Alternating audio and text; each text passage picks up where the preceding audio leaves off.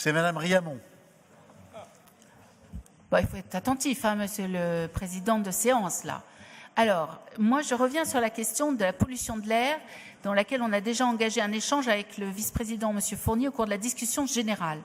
Nous considérons que le fait de limiter l'intervention de la région à 9 zones prioritaires empêche les autres zones de notre région, malheureusement concernées déjà ou pouvant l'être pour l'avenir, d'être aidées par la région au titre donc de la lutte contre la pollution de l'air, en particulier de ses effets néfastes sur la santé. Donc ça n'enlève rien aux zones prioritaires. Heureusement, et nous avions eu de longues discussions en commission pour que vous les preniez en compte. Je pense en particulier, pour ce qui me concerne personnellement, la zone de Saint-Étienne.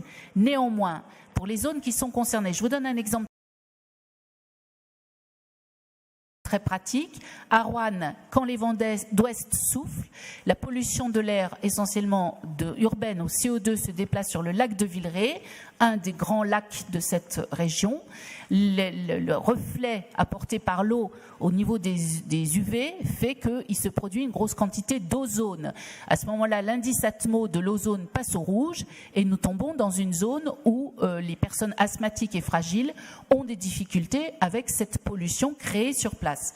Donc typiquement, c'est un exemple très pratique, très concret de zones non urbaines dans lesquelles on va trouver un problème de pollution de l'air. Donc nous vous demandons de prendre en compte ces autres zones de pollution qui sont très bien définies par Atmo et par les observations maintenant et dans l'avenir. Très bien, merci.